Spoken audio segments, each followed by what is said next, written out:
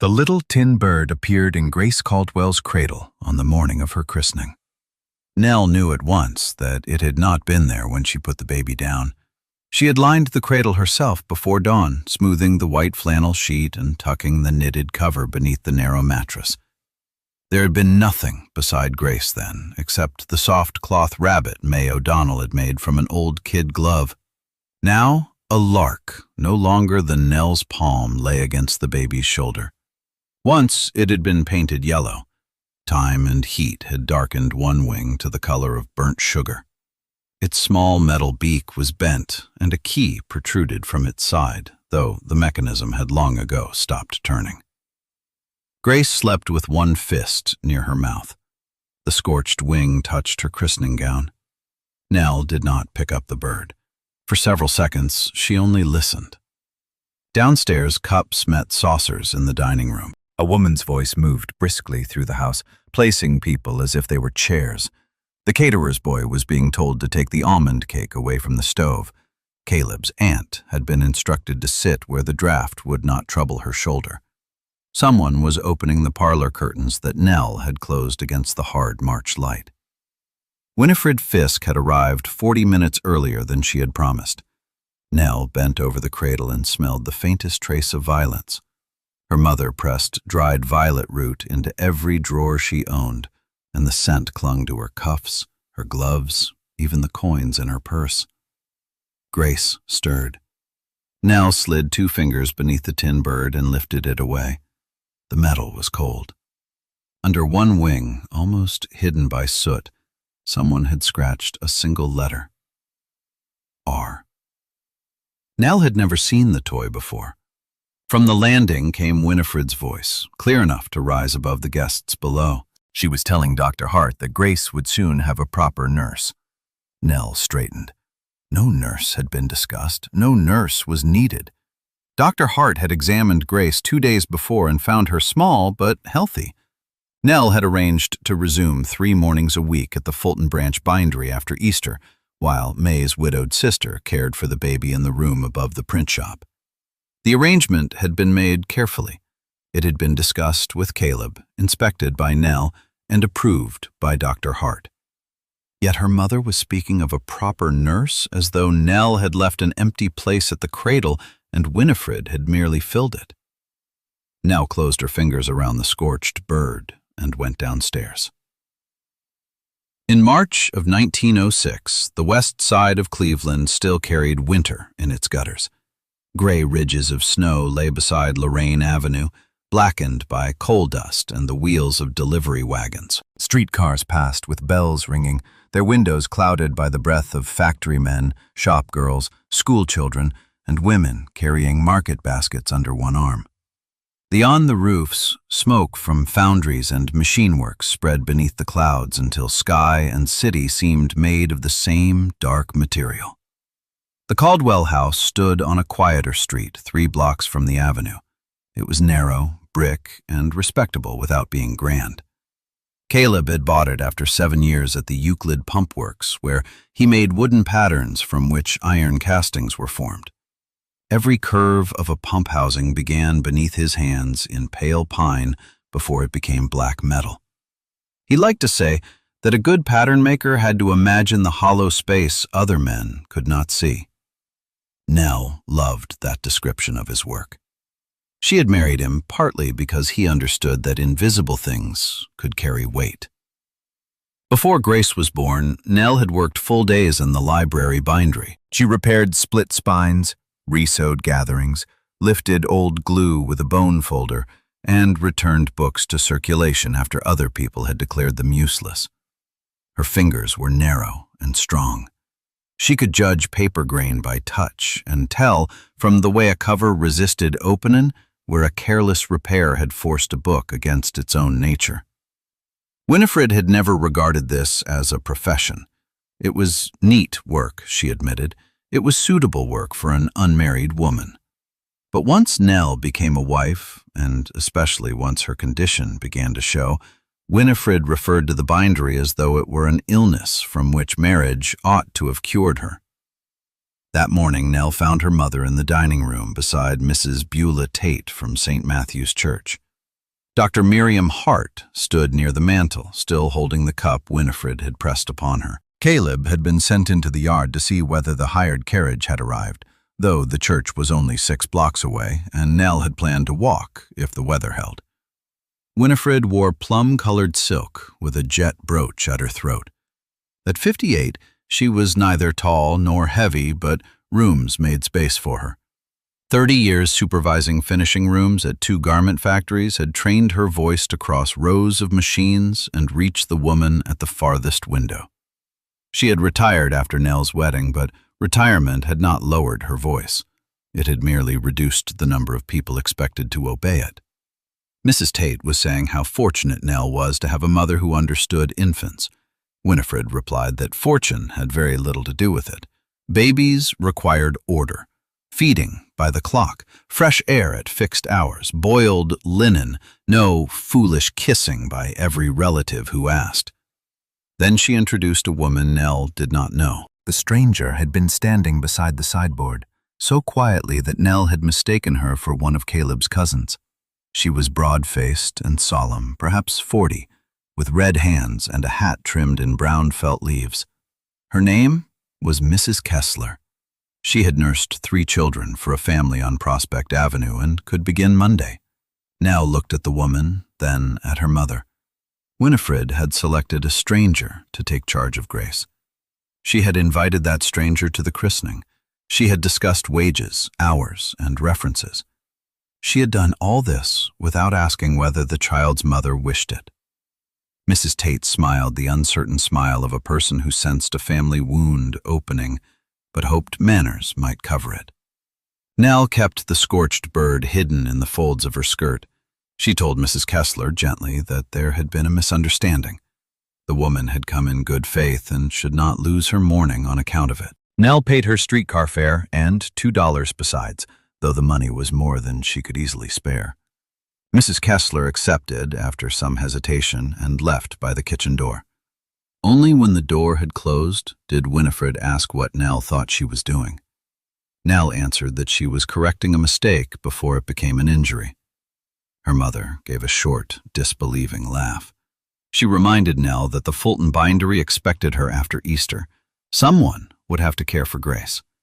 The arrangement above May O'Donnell's print shop, with steam presses below and ink in the stairwell, was unfit for a baptized child. Nell said that Dr. Hart had inspected the rooms. Every face turned toward the physician. Miriam Hart was 39 and wore her dark hair without fashionable softness. She had delivered Grace during a snowstorm in January when the streetcars stopped and Caleb walked 4 blocks through drifts to find her. Winifred had objected to a woman doctor until the first hard pain left Nell unable to endure objections from anyone. Afterward, Winifred had called Dr. Hart capable in the tone she used for an employee who had passed inspection but would continue to be watched. The doctor confirmed that the rooms were clean, warm, and well ventilated. Mrs. O'Donnell had raised 4 children. The baby would be brought to Nell at midday, and Nell would be absent from her no more than 4 hours. Winifred's mouth tightened. It was not approval she had sought from the doctor. It was surrender. The front door opened and Caleb came in carrying cold air on his coat. The carriage was waiting. He glanced from Nell to Winifred and understood enough to look tired before anyone had explained. Winifred turned to him. She said that his wife had dismissed a trained nurse in front of guests and meant to carry his daughter into a building above a printer's press. Caleb rubbed the bridge of his nose. It was the gesture he made when 2 pieces of wood refused to meet at the angle shown on the drawing. At the works, he would plane one edge until the joint was true. With the women he loved, he seemed to hope the gap might close if he waited long enough. He said they would discuss it after church. Nell felt something within her grow still. For months, Caleb's promise to discuss matters later had served as a quiet corridor through which every decision entered their house. Winifred chose curtains, and discussion was postponed. Winifred moved the baby's cradle away from the window, and discussion was postponed. Winifred instructed the grocer not to send Nell coffee because a nursing mother should not drink it, and Caleb said they would discuss it after supper. Later was a country where nothing changed. Nell brought her closed hand from the folds of her skirt and placed the tin lark on the dining table. The effect on Winifred was immediate. Color left her face. Her right hand moved toward the jet brooch at her throat but stopped halfway. Nell asked why the toy had been placed in Grace's cradle. Mrs. Tate leaned nearer. Dr. Hart did not move at all. Winifred recovered quickly. She said it was only an old plaything and that every child needed something bright to look at. The lark was not bright. One side was blackened. Its bent beak gave it a hurt expression. Nell asked who R had been. The hired carriage bell jingled outside. Winifred picked up the bird so abruptly that its metal wings scraped the polished table. She put it into her reticule and closed the clasp. Then she said the church party was waiting. The minister had another christening at noon, and a mother's curiosity did not justify making an infant late for her first sacrament. It was a skill Winifred possessed more completely than anyone Nell knew. She could commit an intrusion and make resistance appear to be the offense. Nell looked at Caleb. He had seen Winifred's face. Nell knew he had. Yet he reached for Grace's white wool cloak and said nothing. They went to the church beneath a sky the color of unbleached linen. The christening should have belonged to water, candlelight, and Grace's warm weight in Nell's arms. Instead, it belonged to whispers. By the time the family reached St. Matthew's, Mrs. Tate had gone ahead of them. She was not intentionally cruel. She simply believed that a troubling fact became safer when divided among enough people. Near the church steps, she spoke to Mrs. Bell, who spoke to the minister's sister, who glanced at Nell with the solemn concern usually reserved for the sick and badly advised. Inside, the gas chandeliers burned against the dim morning. Meltwater darkened the hems of women's skirts. Caleb's relatives filled 2 pews. Winifred sat in the first, holding Grace before the service began, as if possession followed from confidence. Nell asked for her daughter. Winifred adjusted the lace bonnet and replied that the baby had only just settled. Nell asked again. There was no sharpness in her voice. That made the refusal around them more visible, not less. Caleb's aunt stopped unbuttoning her glove. 2 cousins looked down at their hymnals. At last, Winifred surrendered the child. Grace came into Nell's arms, smelling of milk, wool, and the violet sachets from her grandmother's drawers. Nell pressed her cheek to the baby's cap and felt anger move through her with such force that it became almost clean. The minister took Grace at the font. Water shone briefly on the baby's dark hair. She startled, opened her mouth, and released a single outraged cry. The congregation smiled. Caleb's hand found Nell's elbow. For that moment, the morning returned to them. Then the minister asked the parents and family to promise that Grace would be guided in faith, guarded in body, and raised in a Christian home. Winifred answered before Nell did. Her voice carried beyond the first pew. After the service, the family gathered in the church hall for coffee and almond cake. Nell had baked the cake herself over 2 afternoons, working while Grace slept. Winifred told 3 women that the icing had cracked because Nell's oven heated unevenly. She told another that young mothers mistook affection for knowledge. When Mrs. Bell asked whether Nell truly meant to return to the library, Winifred said the matter was not settled. Nell was standing beside her. It was then that Dr. Hart set down her cup. The physician said, in the level voice with which she announced a fever, that the matter belonged to Nell and Caleb. Advice could be offered. Authority could not. The room quieted in widening circles. Winifred turned toward her. She asked whether that was the modern medical view. Mothers abandoned to wages, babies carried above machinery, grandmothers ordered to hold their tongues while strangers raised the next generation. Nell saw Mrs. Tate's eyes brighten with the alarm of someone witnessing a scene she would later claim to have wished to prevent. Dr. Hart did not defend modern medicine. She said only that Grace was healthy, Nell was attentive, and humiliation had never improved a mother's judgment. The words landed harder because they were quiet. Winifred's chin lifted. She told the room that Nell had always confused stubbornness with competence. As a girl, she had refused help with sums and gone to bed crying over the wrong answer. At 16, she had chosen library work when a respectable dry goods clerk had offered courtship. Now she meant to prove something again, using an infant as evidence. Caleb spoke then.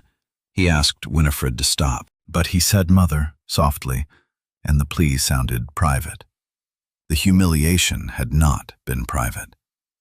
Nell looked down at Grace. A drop of baptismal water still clung behind the baby's ear. She did not defend her work. She did not list the 12 years she had risen in darkness, packed bread and cheese, and crossed the river by streetcar. She did not explain how many books she had saved or how carefully she had chosen Mrs. O'Donnell. A woman forced to prove every ordinary competence eventually learned that proof did not end the trial. It merely taught the judge to ask for more. Nell said that she would return to the bindery after Easter. Grace would spend those mornings with Mrs. O'Donnell. No nurse would enter the Caldwell house unless Nell and Caleb invited her. Then she asked Caleb, in front of the people before whom her fitness had been questioned, whether he agreed. He looked at his wife, his child, and Winifred. The pause lasted perhaps 3 seconds. It felt long enough for every gas flame in the hall to tremble. He said yes. Winifred's face changed, not with anger at first, but with naked surprise.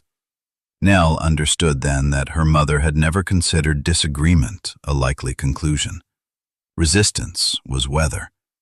It delayed the train. It did not change the destination.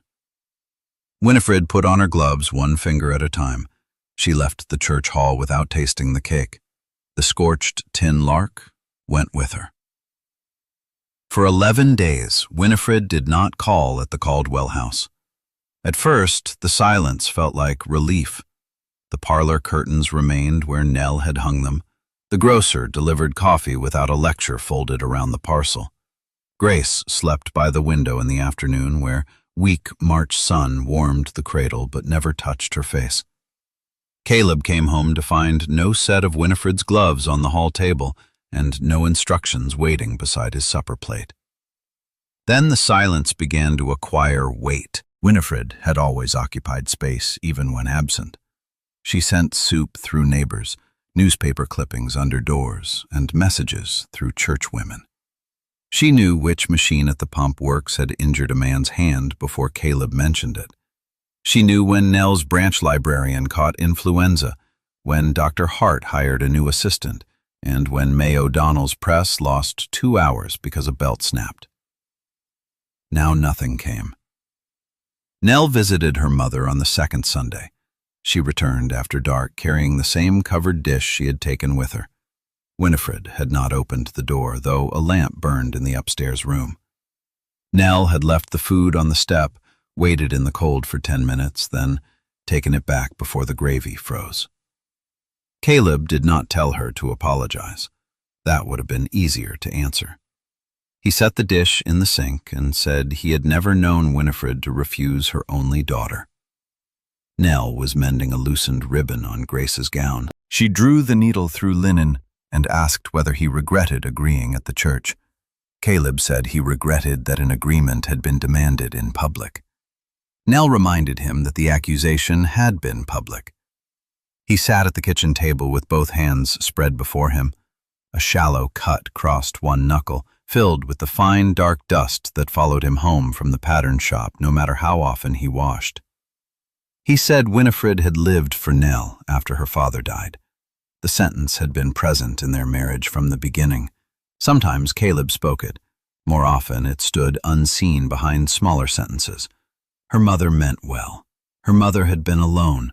Her mother worried because she loved deeply. Her mother was set in her ways. Nell knew the history. George Fisk had died of pneumonia when Nell was 9. Winifred had been 36, with rent due, a child to raise, and no relation able to take them in. She had worked until her hands swelled too badly to close at night. She had survived grief by making lists. Coal first, then rent, then Nell's shoes. Hemming quota before lunch, finishing quota before dark. Nell in school. No waste, no lateness, no unlatched window after sunset. But Nell also knew what no family history ever mentioned. There had been another child. R. She tied off the ribbon and asked Caleb whether he had ever seen a tin lark with a burned wing. He looked blank, then uneasy. Caleb had once helped Winifred move a small cedar trunk from beneath her bed, he said. It was the year before their wedding, when a leaking pipe forced her into the front bedroom. The lid had fallen open, and he had seen a yellow metal bird inside it beside a child's shoe and a length of singed blue ribbon. Winifred shut the trunk before he could ask a question. Nell asked who R was. Caleb did not know.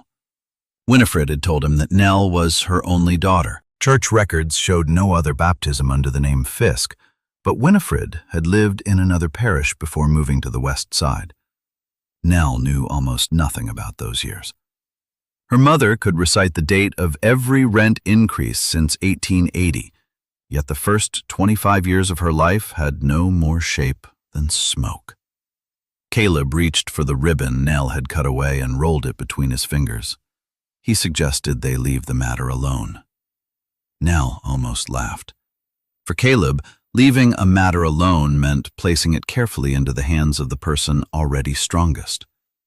She asked whether Grace should one day be told to leave questions alone because the answers made Nell uncomfortable. Caleb's fingers stopped. From the front room came the small sound Grace made before waking. Neither cry nor word. Nell rose. At the doorway, Caleb said he would speak to Winifred again. Nell turned back. She told him to speak to Winifred because he had something of his own to say, not because he wanted her mother to remove the difficulty from their house. The difference mattered. He lowered his eyes to the strip of white ribbon. That night, after Grace had been fed and the gas turned low, Nell opened the family Bible. Winifred had given it to them on their wedding day. Births and deaths filled the center pages in several hands. George Henry Fisk. Eleanor May Fisk. Caleb's parents and grandparents had been copied beneath them in Nell's own hand. No R. Between the marriages and Nell's birth, a rectangle had been cut from one page. The cut was old and exact. Someone had laid a ruler along the paper and drawn a sharp blade through a name. Nell did not sleep. At 2 a.m, she carried the Bible to the kitchen and examined the wounded page beneath the gas jet. As a binder, she knew cuts. A dull blade crushed fibers and left a pale fringe. A hurried blade wandered. This cut had been made with a dressmaker's knife or a new razor, and the person who made it had passed twice along the same line. The missing rectangle had not been torn away in grief. It had been removed with discipline. Nell held the next page toward the light. Pressure from the lost writing had left shallow tracks in the paper beneath. She could see the lower stroke of a capital letter and what might have been a date, but she would not rub graphite over it as a careless detective might. The Bible was more than evidence. Damage done in pursuit of truth was still damage. Grace woke before dawn. Nell fed her beside the cooling stove while Caleb slept upstairs. The baby's hand opened and closed against Nell's nightdress, entirely certain that warmth would remain where she had found it. Nell tried to remember herself at that age and could not. Her earliest memories were of Winifred's house on Bridge Street. Polished oilcloth, dresses hung by color, a coal scuttle never allowed to empty below 1/3. There were no photographs of Nell before her 4th birthday. Winifred said a leak had ruined them. There were no baby clothes, except one cap Winifred claimed had belonged to a cousin. There were no stories about Nell's first word or first tooth. There were rules instead. Never sleep with the bedroom door fully closed. Never leave a lamp unattended. Never let ash collect beneath the stove. Never run when smoke can make a person lose direction. If Nell woke coughing, Winifred appeared before the second cough. If a neighbor burned leaves in an alley, every window in their house was shut. Until that night, Nell had considered these the habits of an anxious widow. Now she saw the outline of something missing. At breakfast, Caleb found the Bible beside Nell's plate. He examined the cut and said it might have been there for years. Nell agreed. That was what troubled her. He had to leave for the works before 7. At the door, he bent over the cradle and placed one finger in Grace's hand. He lingered there, shoulders rounded beneath his wool coat. Nell knew he was waiting for instruction. A wife might have told him to confront Winifred. A daughter might have begged him to soften her mother. Both choices would have placed him again between two women, valued mainly for which message he carried. She told him only that she would visit the county archive when it opened. Caleb looked relieved and ashamed of the relief. After he left, Nell folded the christening gown and placed it in the bottom drawer. The scent of violets remained in the lace. She removed the sachet Winifred had hidden beneath the cradle mattress and set it on the mantel. That was how her mother entered a room, not always through a door. Sometimes she entered as a smell, a rule, or a decision already made. May O'Donnell's print shop occupied the ground floor of a narrow building near the river. The windows displayed handbills for union meetings, church picnics, rooms to let, and a patent medicine May privately considered colored water. Her brother-in-law owned the press, but May knew every gear and roller better than he did. She set type with her black hair pinned beneath a cloth cap and could read a line upside down faster than most men read it straight. Above the shop, her sister Bridget lived in 4 bright rooms with her children. The youngest had started school, leaving an empty cradle and a woman who missed being needed, but had no wish to command another household. Grace had already spent 2 trial mornings there. She slept through the press vibration, woke, smiling, and accepted Bridget's bottle of expressed milk without complaint. When Nell arrived with the Bible wrapped in linen, May cleared a space beside the composing stone. She studied the cut page, then studied Nell. May had attended the christening and heard every word. She did not ask whether Winifred had meant well. She asked whether Nell wanted tea or information first. Nell chose information. The county archive gave them a name before noon. They found it not in a dramatic confession, but in an index prepared by a clerk who had possessed beautiful handwriting and no knowledge that anyone would care about his work 30 years later. Ruth Ann Fisk had been born in November of 1868. Her parents were George and Winifred Fisk. She died in June of 1876, aged 7. The cause appeared in 2 words: house fire. Nell read the entry 3 times. She had been 10 months old when Ruth died. The archive room continued around her. Pens scratched. A stovepipe clicked as it cooled. Somewhere beyond the high windows, a wagon driver cursed at a horse. Ordinary life moved with insulting ease, while Nell acquired a sister and lost her in the same minute. May put one hand over the line in the register. Nell closed her eyes. She had imagined R as a cousin, perhaps an aunt who had quarreled with the family. She had not imagined a child who shared her parents, her house, and perhaps the shape of her hands. She had not imagined that Winifred had carried one daughter through 30 years of life while cutting the other from a Bible. On the way out, Nell asked the archivist whether any account of the fire might remain. The woman directed them to bound newspapers in the library basement. May offered to go with her. Nell refused. She had Grace to feed, and the past had waited 30 years. It could wait through the afternoon. Outside, the streets shone after rain.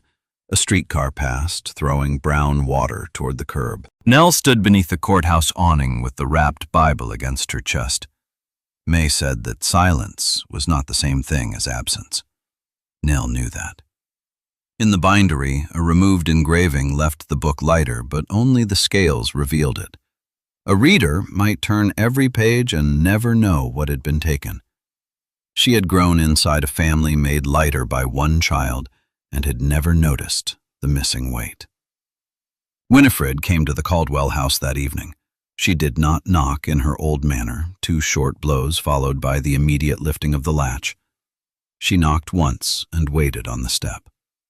Nell let her in. Her mother wore her factory coat, a square black garment with deep pockets that she had kept after retirement.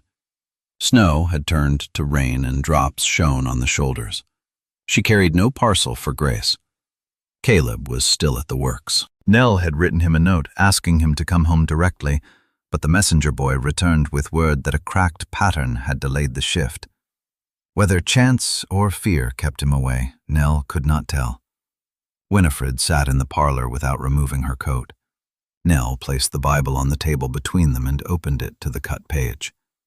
Her mother did not pretend surprise. She looked at the paper for a long time, then said Nell had been searching where she had no right to search. Nell answered that her own family was not forbidden ground. Winifred's mouth thinned. She had used that same expression across finishing tables when a seam ran crooked. Nell remembered being 6 years old and watching women carry completed shirtwaists to her mother for inspection. Winifred found every loose thread. Her approval came as the absence of criticism. Nell spoke Ruth's full name. The room changed. Winifred turned toward the dark window. A street lamp made a dim oval on the glass, and within it, Nell could see her mother's reflected face. She asked why the page had been cut. Winifred said the name served no one. Nell asked whether Ruth had been her sister. Her mother corrected the tense. Ruth was dead. There was no sister to be had. The cruelty of the answer was so precise that Nell understood it as defense. Winifred was not striking at her. She was striking at the door behind her, trying to keep it shut. Nell did not move. She said Grace would one day ask about the women who came before her. Nell would tell the truth, even if the truth was painful. She would not teach her daughter that love required blindness. Winifred stood. She said children did not need every truth. Some truths entered the mind like sparks into dry lint. A sensible mother stamped them out. Then Nell asked what happened in the fire. Winifred crossed the parlor so quickly that her coat brushed the table. She lifted the Bible and closed it. The fire took Ruth. That was what happened. George was at the ironworks. Winifred was in the street. Nell was brought out alive. Ruth was not. There was no lesson hidden inside it, no puzzle to satisfy a librarian's curiosity. There was only a burned child, and Nell should have enough mercy to leave her buried. The words came without tears. That frightened Nell more than tears would have. She asked about the tin lark. Winifred's hand moved to her reticule. She said the toy belonged to Ruth. On the morning of the christening, she had looked at Grace and remembered another baby in another cradle. She had placed the lark beside her before she could stop herself. For the first time since finding the toy, Nell felt compassion move ahead of anger. She imagined her mother alone before dawn, opening the cedar trunk. She imagined old metal in a gloved hand. She imagined the unbearable temptation to place the dead near the living. Then Winifred said Grace must never be taken above the print shop. The compassion stopped where the command began.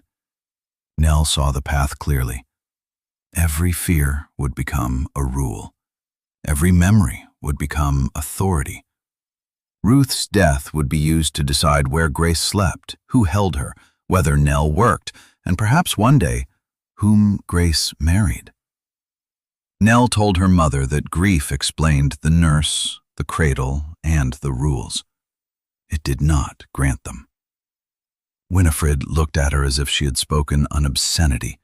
She demanded to know whether Nell meant to punish her for losing a child.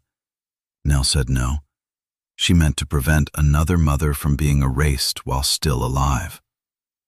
The silence afterward contained the whole house, the ticking parlor clock, the hiss of gas, the soft movement of Grace in the next room.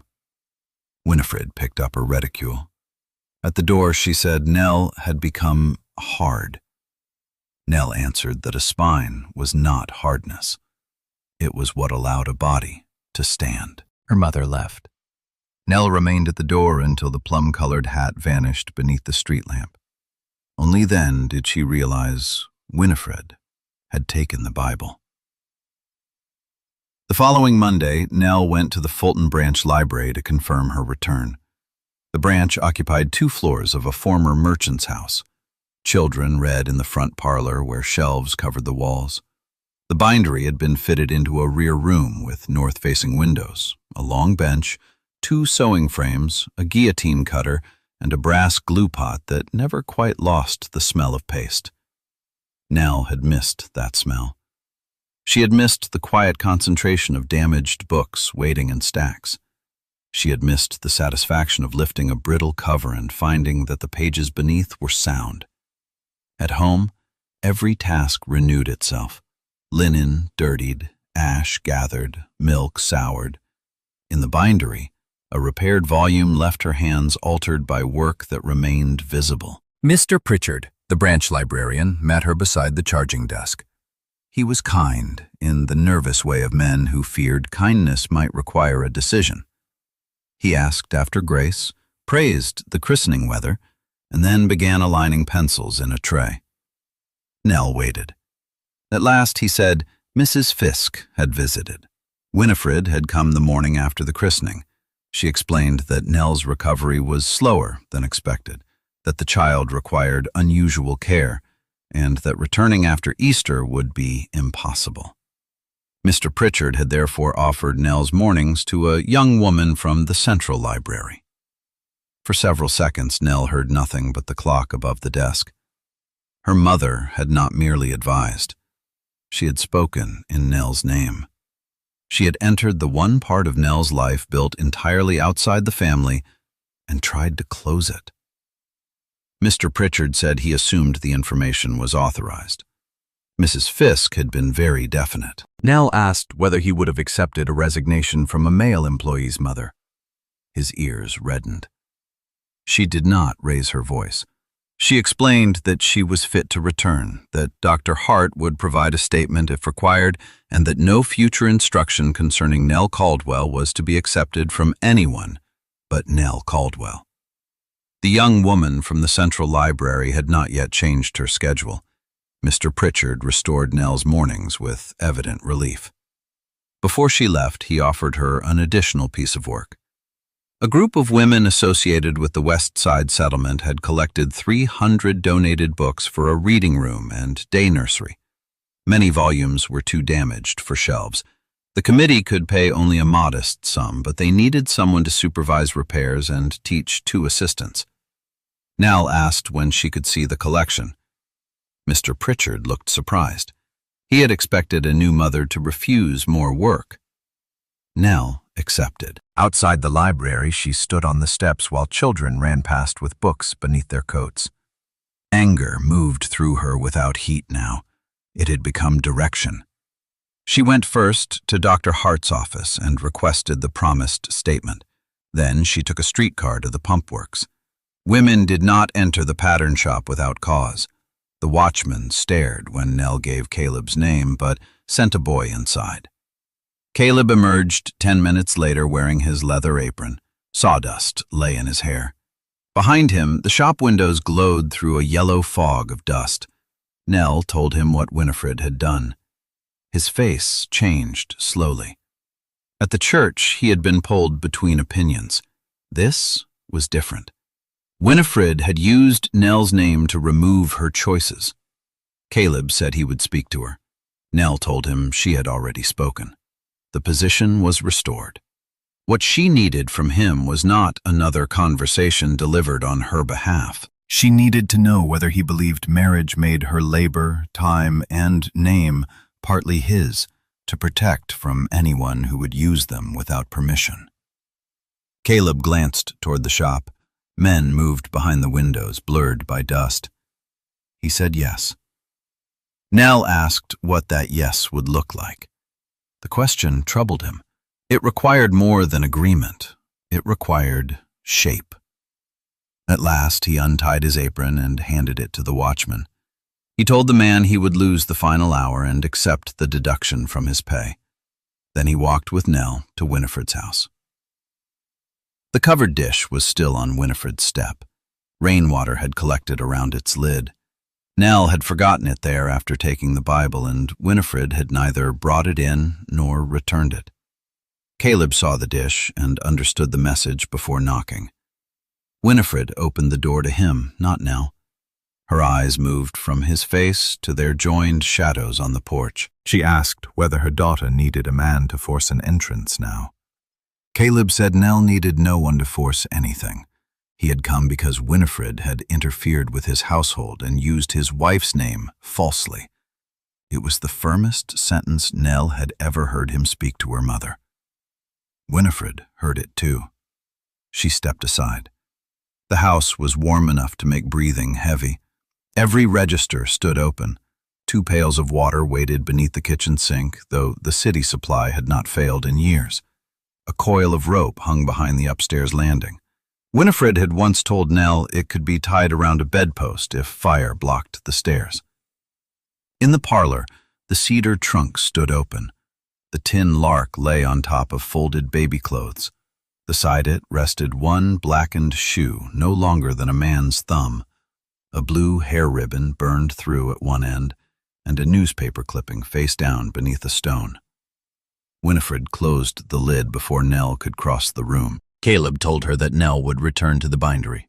Grace would stay with Mrs. O'Donnell. Winifred was not to contact Nell's employer, doctor, grocer, or church on Nell's behalf. She was not to arrange nurses, purchases, visits, or care for Grace without an invitation.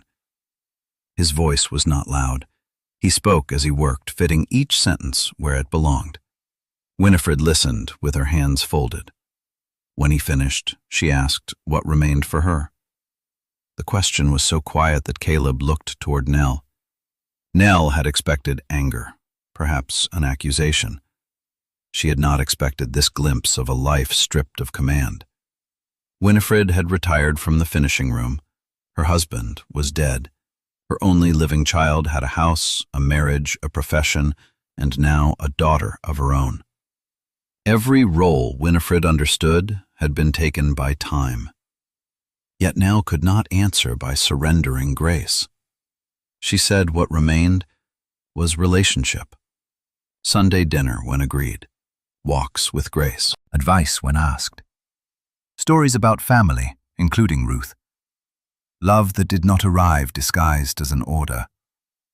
Winifred's expression closed at Ruth's name. She said Nell had chosen strangers over blood. Dr. Hart, the O'Donnell woman, book people, factory people, anyone willing to flatter her independence. Let those people bring soup when Grace was ill. Let them sit through the night when a cough turned bad. Let them explain, when disaster came, why a mother had ignored warning. Then she opened the front door. Nell and Caleb left. On the street, the factory whistles marked 5 o'clock. Hundreds of workers poured toward the avenue, women in dark coats and men carrying dinner pails. They filled the sidewalks until Nell and Caleb had to walk close together. Caleb's hand found hers. He said he finally understood why every compromise had failed. They had been offering Winifred part of a decision, when what she wanted was ownership of the fear beneath it. Nell looked at him. The insight was not enough to repair everything, but it was the first piece shaped to fit. Easter came with thawed earth, church lilies, and no word from Winifred. Nell returned to the Fulton bindery on the Tuesday after the holiday. She dressed before Grace woke, buttoning a plain brown waist and pinning her hair in the severe knot that kept paste and thread from catching it. Her old apron waited in the bottom of her work basket. When she unfolded it, dried flecks of glue fell onto the kitchen table like pale scales. Caleb carried Grace to the O'Donnell rooms before his shift. He had practiced the route twice, though May's shop was less than a mile away. He arrived holding the baby as carefully as one of his pine patterns, terrified, not of dropping her, but of appearing careless to Nell. Bridget met them upstairs. She had warmed the front room and hung a clean curtain between the cradle and the washstand. A covered pail of boiled water stood beside the stove. Grace's bottles cooled in a blue basin. On the wall, Bridget had pinned Nell's written feeding times, not because she resented instruction, but because agreement made care easier. Nell noticed the distinction. At the library, 47 damaged books waited on her bench. She opened the first, a collection of Longfellow with its cover nearly detached, and slipped waxed thread through the needle. Her hands remembered the work before her mind did. Fold, pierce, draw, tighten. Not too hard. Paper cracked when affection became force. At 11, Mr. Pritchard passed through the bindery and saw 3 completed volumes beneath clean weights. He smiled with relief. He had worried that motherhood might have changed her hands. Nell did not resent the thought as much as she might have once. Motherhood had changed her hands. They were faster now because time belonged also to Grace. They were gentler because the baby's skull fit between them, but they remained her hands. At noon, she walked to May's shop. The press shook the floor in a slow, steady rhythm. Grace slept above it, one cheek pressed against her fist. Bridget reported the exact ounces taken, the nap, the single wet cloth, and the 10 minutes of fussing before sleep. Then she placed the baby in Nell's arms and left the room without watching how Nell fed her. No performance was required. No judgment waited beside the chair. Nell felt so grateful that it hurt. After work, she found a small parcel on the Caldwell step. Inside were 6 folded napkins Winifred had hemmed for the christening. There was no note. Nell washed them, ironed them, and put them away. She did not send them back. A boundary did not require the rejection of every kindness. It required the freedom to name kindness accurately and refuse what was not kind. The West Side settlement occupied an old brewer's house in a district where Polish, Irish, Slovak, and German families lived within the sound of 3 factory whistles. Its front steps were worn hollow. Children entered without knocking. Women came after shifts to learn English, have wounds dressed, or dictate messages to relatives whose alphabets they no longer trusted themselves to form. On Saturday evenings, men argued politics in 4 languages beneath a portrait of President Roosevelt. The proposed reading room had once been a ballroom, wallpaper peeled behind empty shelves. 300 donated books stood in boxes, smelling of mildew, coal smoke, and other people's parlors. Nell loved the room immediately. She sorted the collection into 3 groups. Volumes beyond saving would give usable boards and paper. Sound books needed cleaning. The last group could be repaired by volunteers after instruction. Mrs. Irene Wells, who chaired the committee, watched Nell work. Irene wore dove-grey silk and carried a lorgnette she did not need. Her husband's stove foundry employed 900 men and 100 women. She believed sincerely in improvement, provided improvement arrived with minutes, officers, and her name printed at the top of the program. She asked whether children from factory families would treat repaired books with respect. Nell replied that respect often followed from being trusted with something worth respecting. Irene considered the answer. Then she asked Nell to speak at the committee meeting. The reading room was only half the project. 2 adjoining chambers would form a day nursery for children whose mothers worked. The committee had collected cradles, wash basins, toys, and a sterilizing boiler. Dr. Hart would train attendants. A retired fire inspector named Elias Crow would examine exits and speak on safety. Opposition had already begun. Some churchwomen argued that a nursery encouraged wives to leave the home. Factory owners worried it would invite questions about wages. Others disliked the idea of immigrant children sharing cups, air, and language beneath one roof. Nell knew which argument Winifred would make. She accepted the invitation anyway. The committee met on Thursday in the settlement dining hall. 40 women attended. May stood at the back beside Dr. Hart. Bridget remained upstairs with Grace and 6 other children whose mothers had come to listen. Winifred sat in the first row. Nell had not known she would be there. Her mother wore black, the color she chose whenever she wished to remind a room that hardship had granted her authority. Mrs. Tate sat on one side. On the other sat Louisa Pike, who had worked under Winifred at Deming's finishing room for 19 years. Irene Wells opened the meeting with a report on subscriptions. Then she introduced the library repair plan and asked Nell to explain. Nell described paste, thread, cloth, and the work volunteers could learn. She held up a school reader with a split spine. A child had mended it with flour paste and a strip cut from a flour sack. The repair was clumsy, but the care behind it was visible. She explained that they would not discard the child's effort. They would lift it gently, preserve the cloth strip inside the new case, and give the book back stronger. The women listened. Even those opposed to the nursery could approve of saving books. Then Dr. Hart described the care rooms. Winifred rose before questions were invited. She said the committee was repairing the wrong break. If a mother left her child for 10 hours to finish coats or sort tobacco, the answer was not a finer cradle near the factory.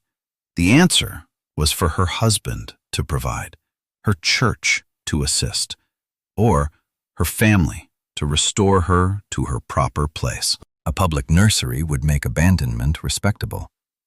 Murmurs moved through the room. Several women nodded, others lowered their faces. At the back, a young widow in a mill uniform tightened both hands around her hat. Winifred continued.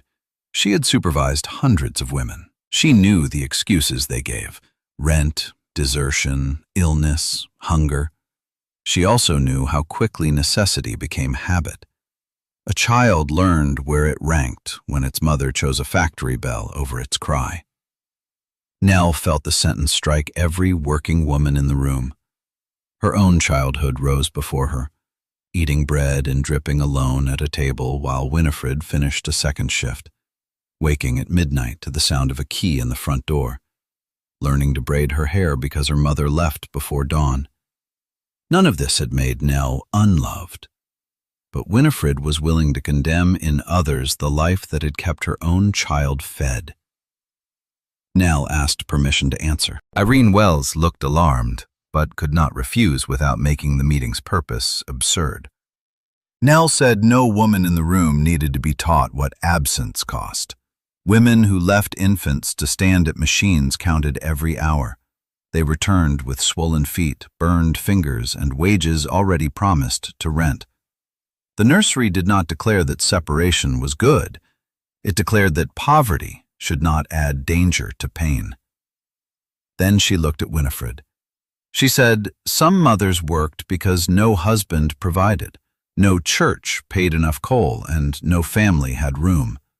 Their labor was not abandonment. Sometimes it was the shape love took when softness was unaffordable. The room became very still. Winifred understood the tribute hidden inside the rebuke.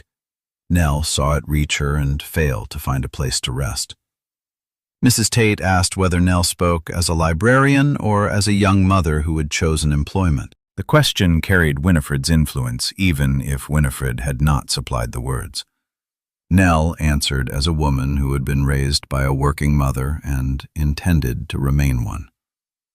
At the back, the widow in the mill uniform began to clap. One pair of hands sounded foolish in the high room. Then May joined her. Dr. Hart followed. The applause did not sweep everyone into courage, but it lasted long enough for the widow to lift her head. Winifred sat down. Her face showed no anger. It showed something worse. The trail. After the meeting, she left before Nell could reach her. Elias Crow remained. He was a stooped man with a white beard clipped close and a left hand missing 2 fingers. During the safety report, he had spoken plainly about inward opening doors, blocked stairs, and the speed with which smoke blinded a child. He had spent 28 years with the city fire brigade before joining the building department. Now he stood beside Nell's table, turning the repaired school reader in his damaged hand. He asked whether Fisk had been her family name. Nell said yes. He asked whether her mother was Winifred Fisk of Bridge Street. The room seemed to tilt slightly. Nell said she was. Elias Crow looked toward the door through which Winifred had gone. He said he had not seen her since the summer of 1876. Nell waited. He did not tell a story at once. Old men who had witnessed catastrophe often knew that curiosity and readiness were different things. He asked whether Winifred had ever spoken of the Bridge Street fire. Nell said only that her sister Ruth died and she survived. The old man's gaze returned to her face. For one terrible second, Nell saw recognition there. Not of her features as they were, but of something smaller and smoke-blackened. He said he had carried a baby from that house. Elias would say no more in the crowded dining hall. He asked Nell to visit his rooms on Sunday afternoon. He had kept certain objects from his years with the brigade: helmets, reports, a melted alarm box handle, photographs of companies no longer living. There might be something she should see. Nell told Caleb that night. He was planing a narrow piece of pine at the kitchen table, shaping a replacement slat for Grace's cradle. The original had split around a screw. He drew the plane toward him in careful strokes, while Nell described the meeting and the old fireman. At Winifred's name, the blade stopped. Caleb said he was proud of Nell for speaking. She wanted to accept the words simply. Instead, she remembered the church hall and asked whether he would have been proud if the women had agreed with Winifred. He brushed shavings from the table. He admitted that public disagreement frightened him. His father and mother had fought across every meal when he was a child. Plates remained whole, but nothing else did. After his father left for another city, Caleb decided peace could be made by refusing to add weight to either side. Nell asked whether peace had followed. No, he said. Only quiet. It was the most honest account he had given of his own fear. Nell sat beside him. The strip of pine between them smelled clean and resinous. She told him she did not need a husband who enjoyed conflict. She needed one who understood that silence could become labor forced upon someone else. Every time Caleb waited, Nell had to oppose Winifred alone. Then she had to come for Caleb because opposition upset him. His quiet had not removed weight. It had placed all of it in her arms. He looked toward the front room where Grace slept. He said he did not want his daughter to learn that a man's discomfort mattered more than a woman's boundary. Nell rested her hand on the pine slat. Words did not remake a marriage in one evening, but some words were like the first true edge on a pattern. Other pieces could finally be measured against them. On Saturday, Caleb wrote to Winifred. He did not ask Nell to compose the message. He said he was sorry she was hurt, but he would not support what she had done at the library or the church. He asked her to visit the following Sunday for supper, provided she came as Grace's grandmother and not as the person who governed Grace's mother. Winifred returned the envelope unopened. Across its face, she had written a single sentence. A mother does not accept terms from her child. Caleb read it twice. Then he placed it on the stove and touched a match to one corner. Nell stopped him. She did not want the message destroyed, not as evidence against Winifred, but as evidence of the moment Caleb had finally seen the sentence governing their family. He let the match go out. Nell smoothed the blackened corner and put the envelope in the drawer with Grace's birth certificate. Elias Crow lived above a harness maker near the old river channel. His sitting room smelled of leather, pipe smoke, and metal polish. A brass helmet stood on the mantel beside a photograph of 8 young firemen with mustaches too large for their faces. In the picture, Elias had all his fingers. Nell and Caleb brought Grace. May came as well, at Nell's request. She said she was there to hold the baby if Nell needed both hands for the past. Elias opened a wooden case. Inside lay newspaper clippings mounted on gray paper. He found the Bridge Street fire beneath accounts of a warehouse collapse and an explosion at a varnish works. The article was short. A blaze had begun shortly after 4 in the afternoon on June 17, 1876, in a 3-story lodging house occupied by 6 families. The probable cause was a fallen kerosene lamp in the second-floor passage. The rear stair had been blocked by furniture stored by the landlord. 4 people died. Among them was Ruth Fisk, 7. An infant, Eleanor Fisk, had been rescued from an upper window by volunteer fireman Elias Crow. The mother, Mrs. Winifred Fisk, suffered burns attempting to re-enter the building and had to be restrained. Nell looked at Elias's left hand.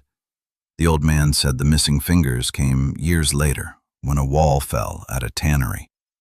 The Bridge Street fire had given him only a scar across the shoulder. He unbuttoned his collar far enough to show a pale, twisted line. Then he told them what the newspaper had omitted. When the brigade arrived, smoke filled the second floor. People in the street shouted that 2 Fisk children were inside. Winifred had been at the market buying lamp oil and bread. She returned as the first ladder went up and tried to climb it before the firemen. 3 men held her while she screamed her daughter's names. Elias entered from the front with a wet cloth over his mouth. He could see no farther than his hand. Somewhere above the crack of fire, he heard a thin, mechanical chirping. It came in short bursts, 3 or 4 notes, then silence. Then again. He followed the sound into a rear bedroom.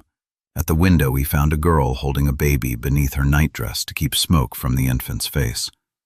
The girl had a tin bird in one hand. She wound its key, let it chirp, then wound it again. Ruth had moved a chair beneath the window but could not lift it. She had tried to break the glass with the toy, bending its beak and scorching one wing when she dropped it near the doorway. Elias took the baby first. He passed Nell through the window to the man on the ladder. When he turned back, part of the ceiling came down between him and Ruth. Heat drove him to the sill. He reached through flame and caught only the blue ribbon from her hair. The floor collapsed before another man could enter. Nell listened without weeping. Her body seemed to have forgotten the action. May held Grace against his shoulder. Caleb stood behind Nell with one hand on the chair, not touching his wife until she asked. Elias said there was one more thing. As he carried the infant toward the window, Ruth kept pushing him with both hands. She told him to take Nell. Their mother had said she was to watch the baby. She repeated the words even while smoke took her voice. "Take Nell, Mama told me." Elias had heard that sentence for 30 years. He always wondered whether Winifred knew.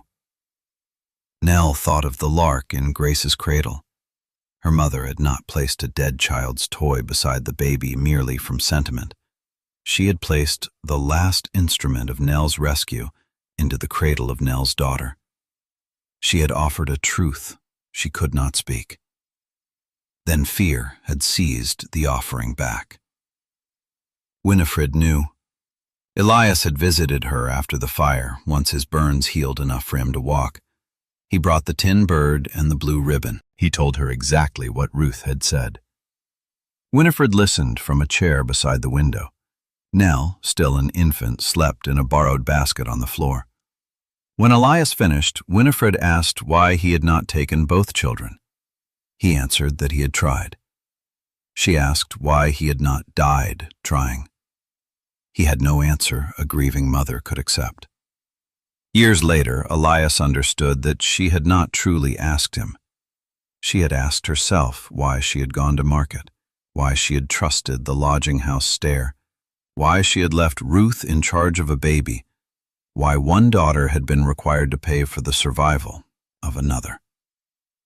Nell finally cried, not loudly. Tears moved down her face while the old man described Winifred in that room, 28 years old and wrapped in bandages, with 2 loaves of bread still lying in the street where she had dropped them. Nell had spent weeks thinking her mother erased Ruth because remembering was inconvenient. The truth was almost the opposite. Winifred had erased Ruth because memory filled every room. She could not write the dead child's name without seeing the window. She could not hear Nell cry without hearing the mechanical lark through smoke. She could not allow an unlatched door, an untended lamp, an uninspected cradle, or a decision she had not made because once, for 20 minutes at a market stall, the world had passed beyond her control. And Ruth had died. Understanding came with tenderness, but not surrender. Nell looked at Grace in May's arms and knew love could be both wound and weapon. Her mother had spent 30 years protecting Nell from the fire. In doing so, she had tried to make Nell's life a room with no unguarded door, no open window, and no air not measured by fear. Ruth had saved a baby so that baby might live. She had not saved Nell so that Nell might remain a baby forever. Nell went to Bridge Street alone the next morning. Caleb offered to accompany her. May offered too. Nell thanked them both and refused. There were moments when support meant presence. There were others when it meant trusting a person to enter a room without witnesses and return by her own strength. Winifred answered on the 4th knock. She wore a grey wrapper, though it was nearly noon. Her hair, usually pinned before breakfast, hung in one long braid over her shoulder. The sight frightened Nell more than any slammed door. The front room had been stripped of its curtains. Winifred had taken down every length of cloth after the christening. Bare rods crossed the windows. The house smelled of metal polish and boiled cabbage. On the table stood 4 lamps, their chimneys removed and lined in a row while the wicks soaked in a basin. Control had not left Winifred when she lost access to Nell's life. It had turned inward and begun inspecting the walls. Nell said she had spoken with Elias Crow. Her mother's face hardened. She let Nell enter but did not offer tea. The cedar trunk had been moved to the parlor. Winifred sat on it, placing her body between Nell and the past. Nell told her she knew how Ruth had saved her. Winifred stared at the dismantled lamps. Nell said she knew Ruth wound the tin lark so Elias could find them. She knew about the blue ribbon, the blocked stair, and the bread in the street. At that, Winifred closed her eyes. Not the fire, not the child. The bread undid her. She remembered buying 2 loaves because George worked late and Ruth liked the crust at supper. She remembered choosing the firmer cabbage, arguing 1 cent from the price, and thinking herself a good housekeeper while smoke was already entering the passage at home. Nell sat across from her. For several minutes, Winifred spoke as if giving evidence under oath. The lodging house had rules against children in the street. The landlord complained about noise. Winifred left Ruth only long enough to reach the market at the corner. She placed Nell in the cradle, set water on the table, and told Ruth to watch her. The lamp that fell was not theirs. A boarder in the passage knocked it over while moving a chair. The rear stairs were blocked by a wardrobe the landlord meant to sell. None of those facts altered the sentence Winifred had imposed on herself. She had left. Nell tried to say Ruth did not blame her. Winifred struck one hand against the trunk lid. She would not allow Nell to make the dead child gentle for the comfort of the living. Ruth had been 7. She was impatient with the baby, stole sugar, lied about washing, and hated having her hair brushed.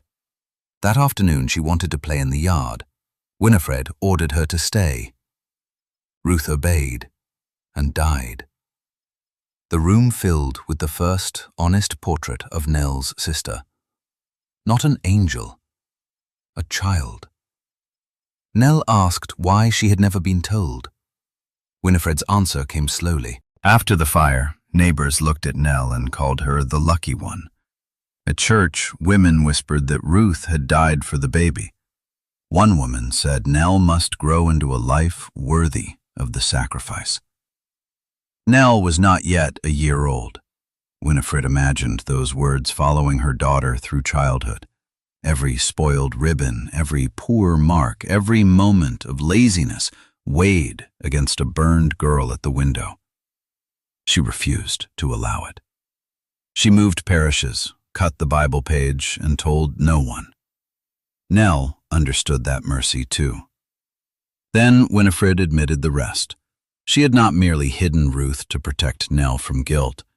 She had hidden her because she could not endure loving the child who lived without seeing the child who died. For several months, she cared for Nell by rules alone: feeding, washing, sleep. She performed motherhood without feeling and hated herself for it. By the time affection returned, it arrived bound to terror. If Nell slept too deeply, Winifred woke her. If she walked to school, Winifred followed at a distance. If she worked late at the library, Winifred waited outside rather than trust the dark. Love became an inspection she repeated until fear briefly quieted. Nell listened with both hands in her lap. She had wanted an apology. Instead, she received the machinery beneath the injury. It mattered. But machinery could explain how a hand was crushed without restoring the hand. Nell told Winifred that she was sorry for Ruth, sorry for the young mother in bandages, sorry for every year the sound of a bird had continued beneath ordinary noise. Then she said the nursery arrangement would not change. Winifred looked up sharply. Nell said she would return to work. Grace would spend 3 mornings with Bridget.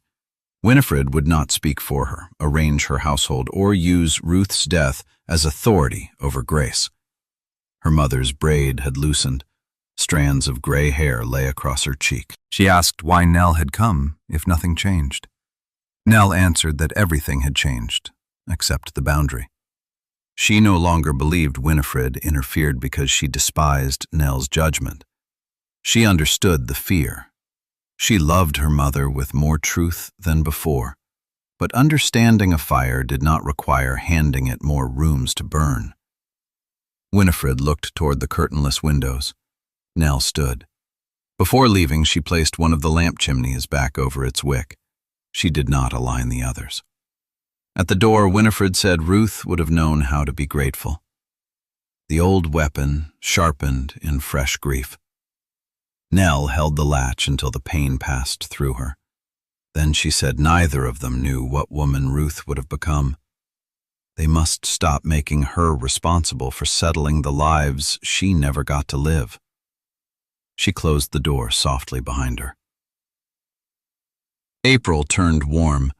Grace grew out of the christening gown. She began to smile, not from wind in her stomach, but from recognition. Caleb could summon the smile by raising one eyebrow. Nell could summon it by singing badly. Bridget's youngest son produced it simply by entering the room. Winifred saw none of this. Nell sent 3 invitations to Sunday supper. The first received no answer. The second came back with the corner folded but unopened. The third remained at Bridge Street. She did not send a fourth. At St. Matthew's, Mrs. Tate shifted to another pew when Nell arrived. 2 women withdrew from the repair classes at the settlement. Irene Wells suggested that family controversy might distract from the reading room campaign. Nell asked whether books could detect controversy in the hands repairing them. Irene smiled despite herself and kept Nell. The work expanded. May printed notices in English, Polish, German, and Slovak. Dr. Hart trained 6 attendants to boil nipples, isolate fever, and keep windows open without placing cradles in drafts. Elias Crow measured doors and discovered that the rear nursery exit had been nailed shut under 3 coats of paint. He pried it open himself. Nell taught volunteers to repair children's books.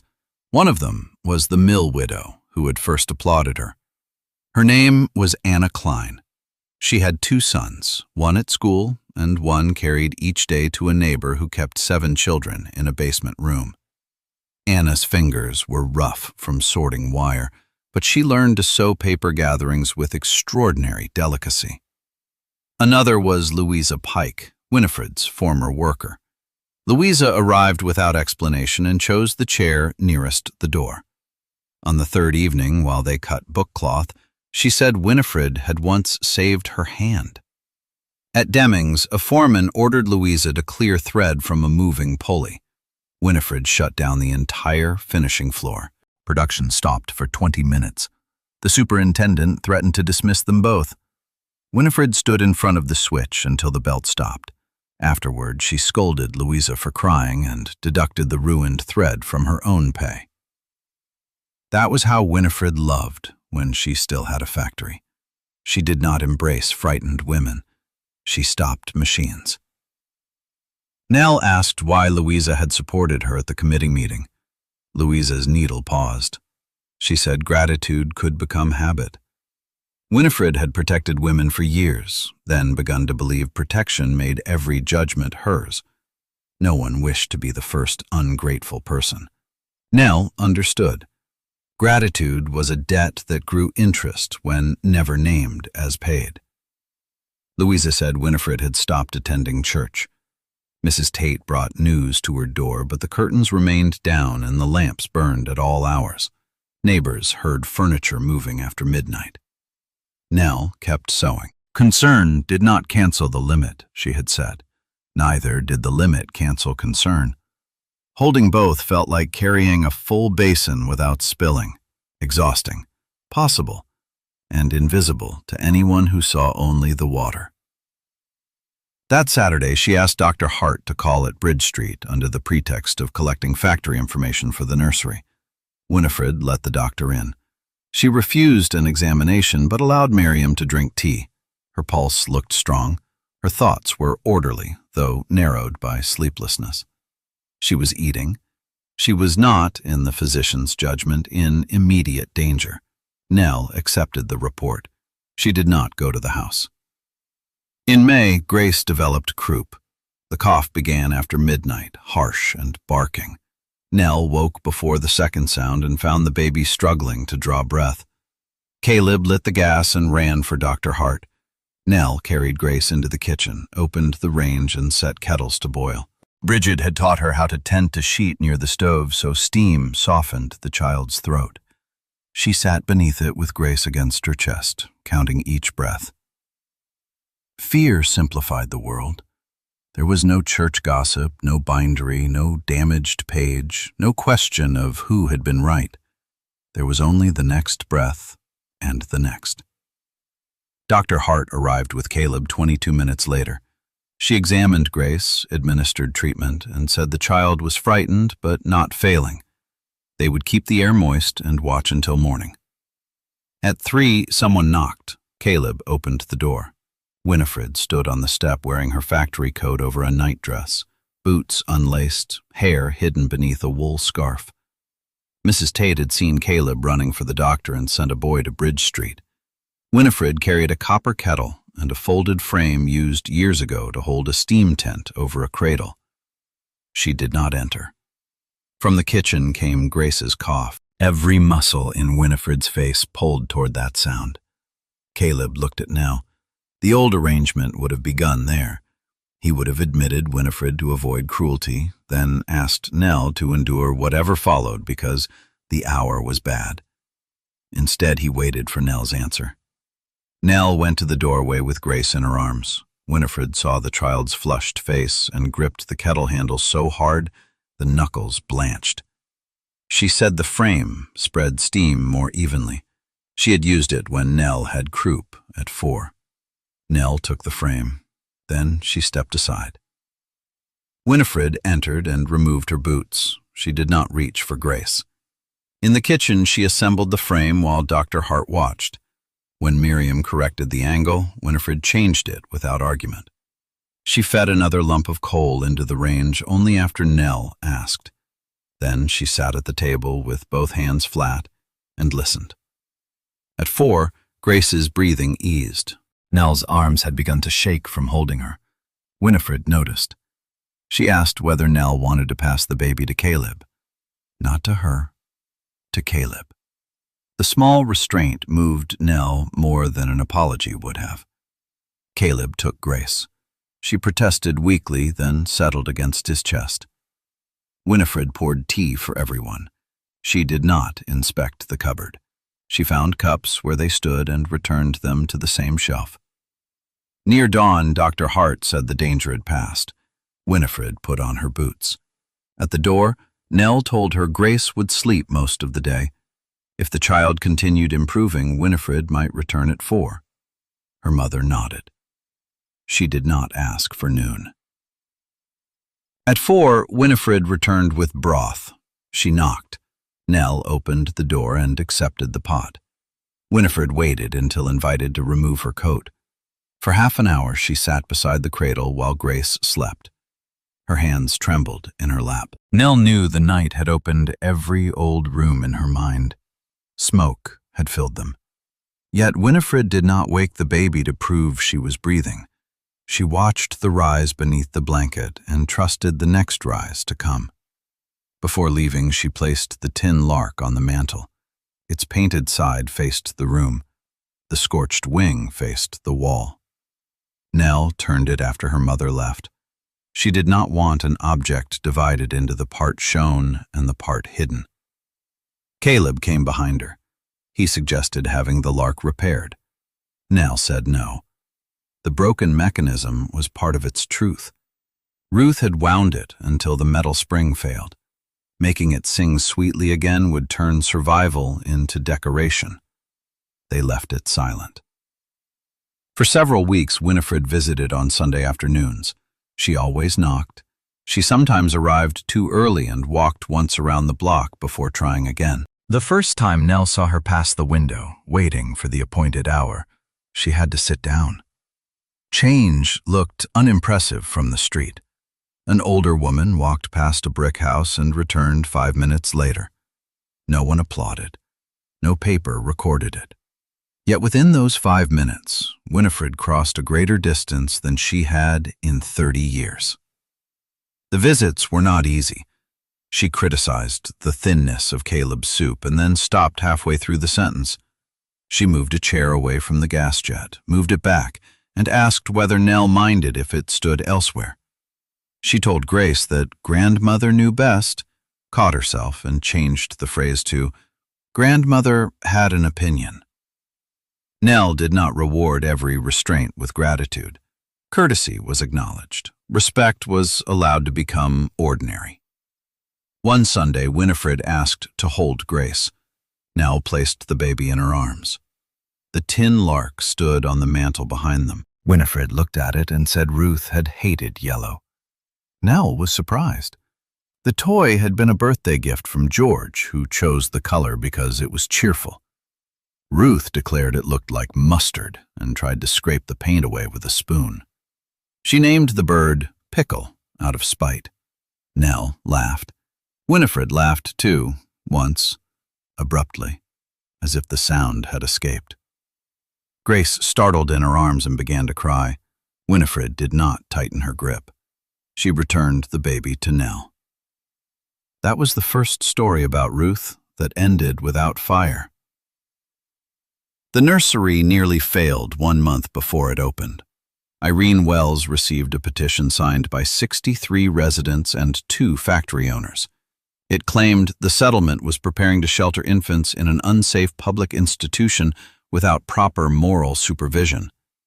The phrase moral supervision appeared 3 times. Fire exits appeared once. The petitioners demanded a hearing in the St. Matthew's Assembly Room. Irene wanted to postpone. Her husband disliked having the Wells name attached to controversy, and several donors had already asked whether the nursery would accept children born outside marriage. Irene suggested opening the reading room first and delaying infant care until public feeling improved. Anna Klein was present when she said it. Anna set down the copy of Black Beauty she had been repairing. Her older son read it aloud to the younger at night, and she had been pleased to save the original cloth cover. She asked what working mothers were supposed to do while public feeling improved. Irene had no answer that did not sound like a carriage passing a woman on foot. Nell proposed they hold the hearing. They had medical procedures from Dr. Hart, safety approval from Elias, trained attendants, and a list of 31 children needing care. If those facts could not survive a church assembly room, the project had no right to ask mothers for trust. May added that she would print every procedure in the same handbill as the allegations. People behaved differently when asked to sign their names beneath specific facts. The hearing was set for June 12th. During the week before it, Mrs. Tate visited Winifred. Nell learned of the visit only because Winifred mentioned it on Sunday. Mrs. Tate wanted her to speak against the nursery. Winifred's factory experience gave weight to the petition. More importantly, everyone knew she was Nell's mother. If she opposed her own daughter publicly, wavering women would follow. Winifred told Nell this while holding Grace beside the parlor window. She did not say what answer she had given. Nell did not ask. The silence between them was no longer the old silence in which the stronger person decided and the weaker waited. It was a space Winifred had requested by telling only what she was ready to tell. Nell allowed it. On the evening of the hearing, the assembly room filled before 7. Men stood along the back wall, a change from the earlier committee meetings. Several were factory superintendents. Others were husbands who had signed the petition after hearing that public nurseries threatened the home. Women occupied the benches. Children too old to be left alone sat beside them, bored and restless. May's printed sheet lay on every chair. One side listed the nursery's hours, staff, ventilation, sanitation, exits, and medical rules. The other printed the petition in full with the names of those willing to be identified. 4 signers had withdrawn when they saw the proof. Mrs. Tate spoke first. She praised charity and expressed concern. Charity, she said, must restore the family rather than replace it. If factories knew women could leave infants at the settlement, employers would prefer mothers for lower wages. Husbands would become careless. Young women would imagine that society stood ready to absorb the consequences of poor choices. Her language remained polished. Beneath it lay the ancient demand that children suffer visibly enough to discourage other women. A stoveworks superintendent followed. He questioned whether foreign-born attendants could maintain American standards of cleanliness. Dr. Hart answered with records from the training sessions and invited him to wash his hands as thoroughly as the attendants were required to wash theirs. Laughter moved through the room. The superintendent sat down. Elias described the exits. Nell explained the reading room and the daily presence of trained staff. Anna spoke about the basement, where her younger son currently stayed with 7 children and 1 blocked window. Then a man near the back asked Nell why her own mother opposed the plan. The question had been waiting all evening. Heads turned. Winifred sat at the end of the 3rd bench in her black dress and jet brooch. Nell had seen her enter but had not approached. Their eyes met once. Winifred's expression revealed nothing.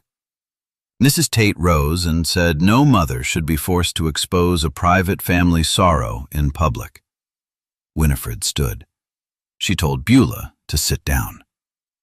The old factory voice crossed the assembly room and left no corner untouched. Winifred walked to the front. For a moment she placed both hands on the speaker's table. Nell saw the tremor in them. No one else would have noticed. Winifred said she had opposed the nursery. She had believed that accepting a child into public care made it easier for a mother to leave. She had believed danger could be prevented if women were taught sufficient discipline.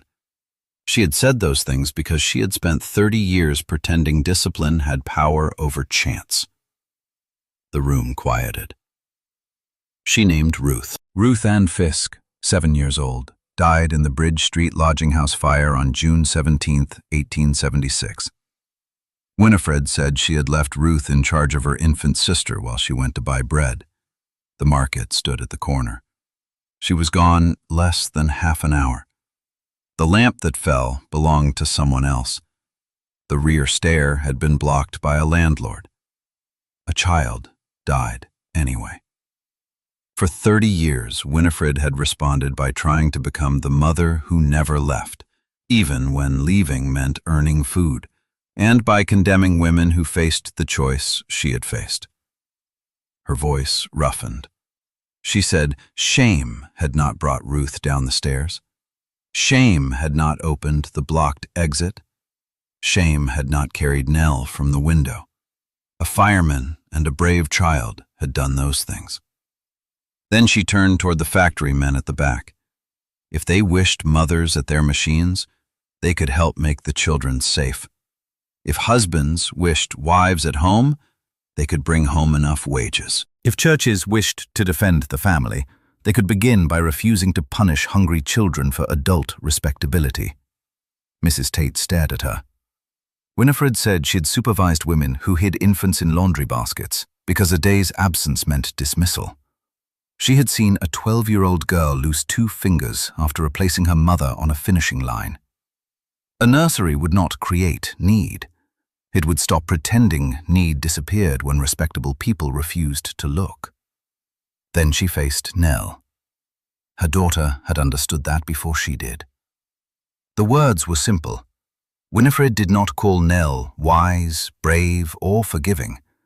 She merely recognized, in the room where she had once humiliated her, that Nell had seen something more clearly. It was enough. The petition failed, not by applause or sudden conversion. 4 factory men left before the vote. Mrs. Tate abstained. 11 women remained opposed, but the settlement board approved the nursery by 28 votes to 16. Afterward, people surrounded Winifred. Some offered pity, others asked questions. Louisa Pike took her hand and held it without speaking. Elias stood at a distance with his hat against his chest. Nell did not approach until the room had nearly emptied. Winifred looked exhausted. She said that speaking Ruth's name had not caused the walls to fall. Nell answered that walls sometimes stood because names were spoken. Her mother almost corrected the metaphor.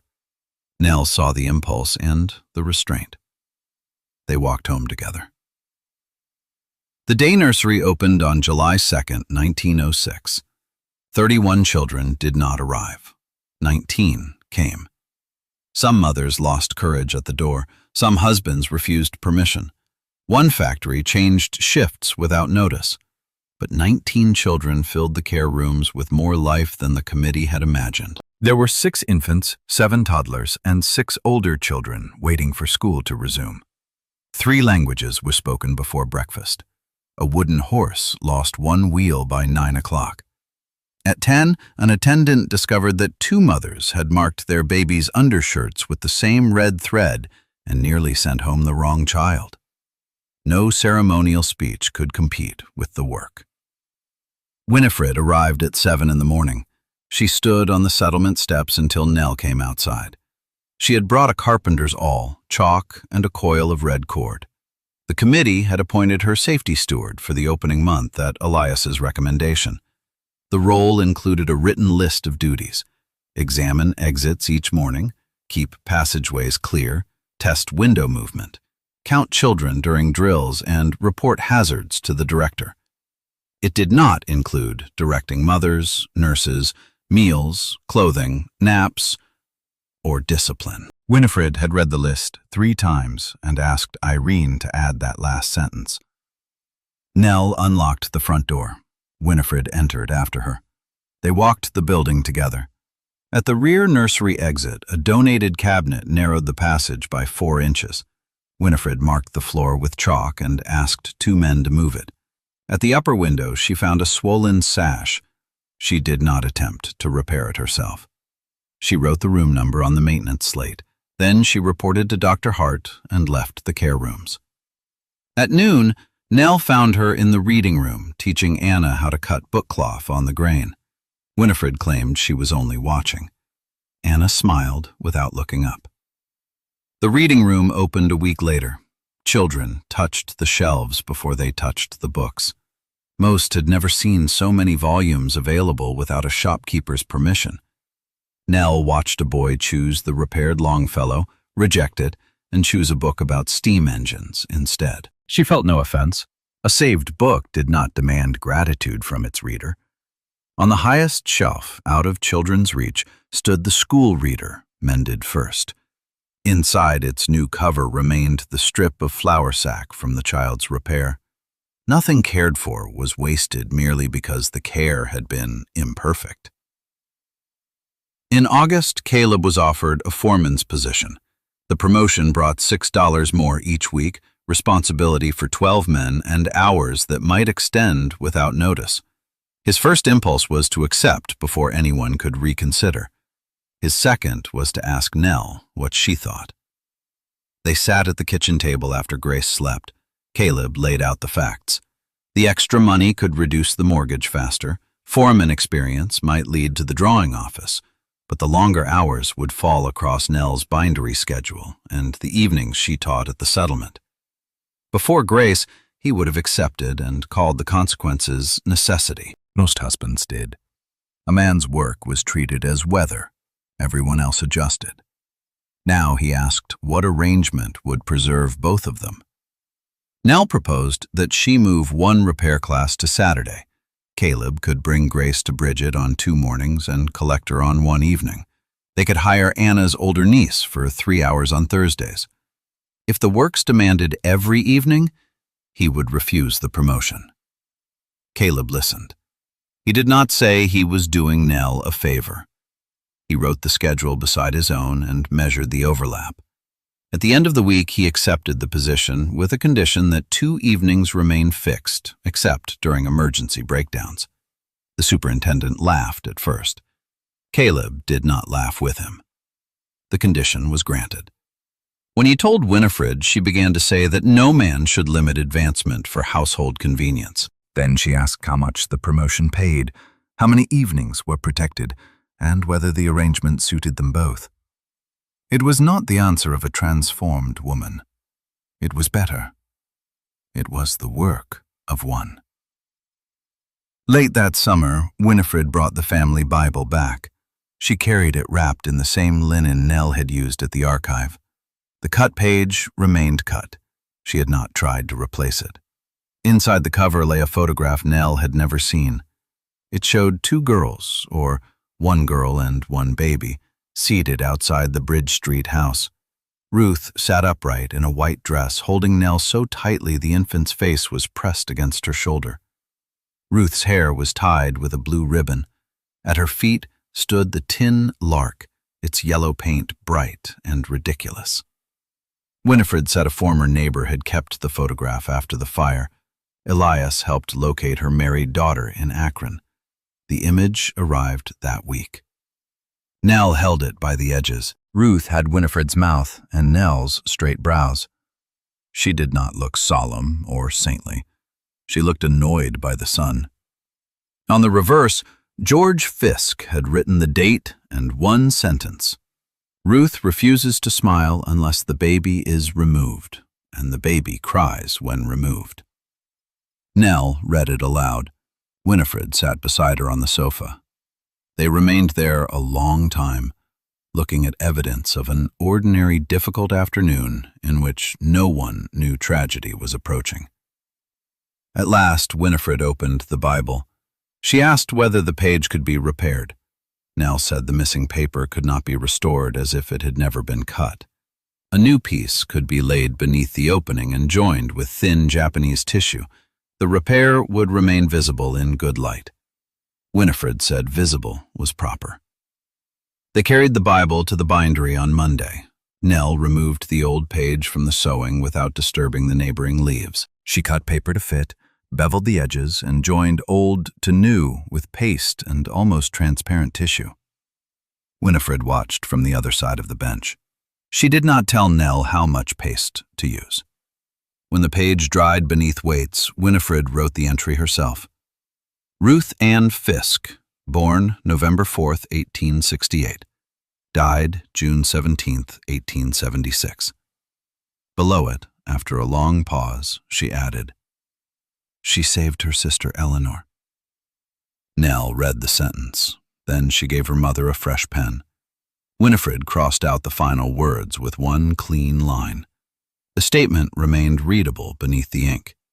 She wrote again. She lived 7 years. She loved a yellow bird she pretended to hate. She saved her sister Eleanor. Nell added the last line. She was remembered by her mother. The paste dried clear around the wound in the page. Mrs. Tate never apologized. She resumed greeting Nell after the nursery survived its first 3 months. At Christmas, she donated a box of wooden blocks and said she had always supported sensible charity. Winifred did not contradict her. Some victories did not require dragging every coward into confession. Irene Wells placed the nursery report before her husband's business association. 2 factories began contributing a small weekly amount for each employee's child enrolled. The sum was not generous, but it paid for coal and one attendant's wages. Anna Klein left wire sorting and became that attendant. Her older son finished Black Beauty and declared it too sad.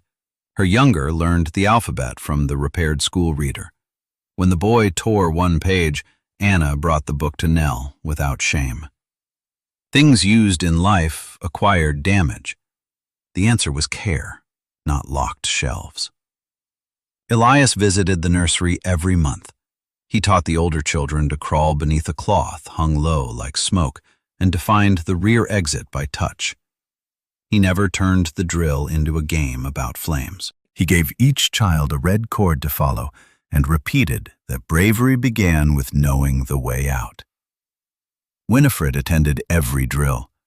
The first time a child hid beneath a table instead of following the cord, panic crossed her face. She took one step forward, stopped, and let the attendant retrieve him. Later, she asked Dr. Hart whether she had done right. Miriam told her yes. Winifred accepted the answer without asking Nell to confirm it. At home, the tin lark remained on the Caldwell mantel. Its silent key tempted every visitor. Caleb's cousin tried to turn it and received such a sharp warning from Nell that he withdrew his hand as though the metal were hot. Grace learned to crawl. She pulled herself upright against the hearth and reached for the bird. Nell moved it to the higher shelf, not because the object was sacred, but because its edges were sharp. Winifred approved of the decision. She did not pretend it had been hers. 6 years later, Grace asked why the bird could not sing. By then, electric lamps had begun replacing gas in the larger houses along Lorraine Avenue. Motorcars frightened delivery horses. Women collected signatures for suffrage at the same settlement tables where children once learned not to tear picture books. The city changed so quickly that Winifred regarded each new wire and engine with suspicion. The Caldwell kitchen remained narrow. Caleb's foreman wages had paid for a new range, a better roof, and a small back room where Nell kept a sewing frame and repair bench. She now supervised book repair for 3 library branches. 2 afternoons each week, women from the settlement worked beside her for pay. Grace was 6, thin-kneed, serious, and incapable of leaving a mechanical object unexamined. She stood on a chair before the mantel with the lark in both hands. Nell had finally allowed her to hold it, after explaining that the metal could cut. Grace turned the useless key. Why could it not sing? Winifred sat near the window, mending a stocking. Her hair had gone white. Age had softened her hearing, but not her posture. Nell waited for her mother to answer. Years earlier, either woman might have seized the question. Winifred would have shaped the truth into a warning. Nell would have opposed the warning so quickly that the child disappeared between their purposes. Now they looked at one another. Winifred set down the stocking. She told Grace that the bird had once belonged to her Aunt Ruth, who was 7 years old and disliked being ordered to mind a baby. Ruth wound the lark during a fire so a fireman could find them and smoke. She wound it until the spring broke. Grace asked whether Ruth had been brave. Winifred said yes. Then she added that Ruth had also stolen sugar, refused to smile for photographs, and once put a beetle in her father's boot. Grace considered this more impressive than bravery. She asked why no one had told her before. Nell reminded her that she had only just become old enough to hold the bird carefully. Grace accepted the answer. Children did not always demand that history arrive early. They demanded that adults not lie when it arrived. She carried the lark to the window. Sunlight crossed the yellow side, then the blackened wing. Neither could be seen fully without turning the bird. After a moment, Grace asked whether it should be repaired. Nell said the family had once considered it. Winifred told her some broken things could still do their work. The lark had already done its work twice. It had called Elias through smoke. 30 years later, it had called a buried name back into the family. Grace placed it on the mantel with the burned wing facing the room. Then she ran outside to meet Caleb at the gate. Winifred watched through the window as the child climbed onto her father's back. Caleb pretended to stagger beneath the weight and carried her toward the house. She said Grace was becoming too old for such nonsense. Nell raised one eyebrow. Winifred sighed and corrected herself. In her opinion, Grace was becoming too old for such nonsense. Nell said the opinion had been heard. They smiled. It was not a perfect peace. Winifred still arrived with advice wrapped in newspaper. Nell still became angry faster than she wished. Caleb sometimes retreated into silence until both women looked at him and waited. Then he returned, embarrassed but present. No family became whole by discovering one secret. Wholeness was made in smaller acts, repeated after discovery. A knock, a question, an answer accepted, a story told without turning it into a command. Caleb entered with Grace on his shoulders. Cold air came through the open door. Winifred began to warn them about the draft, but Nell was already crossing the room to close it. Her mother let the sentence go. On the table, the repaired family Bible lay open to Ruth's name. The joint in the page caught the afternoon light. It was visible, but it held. Above it, the silent bird stood with both its yellow paint and its scorched wing exposed. Nothing in the room had been returned to what it was before the fire. That was not the same as ruin. Grace laughed as Caleb lowered her to the floor. Nell closed the door against the cold. Winifred picked up the stocking and asked whether anyone wanted tea. This time she waited for the answer.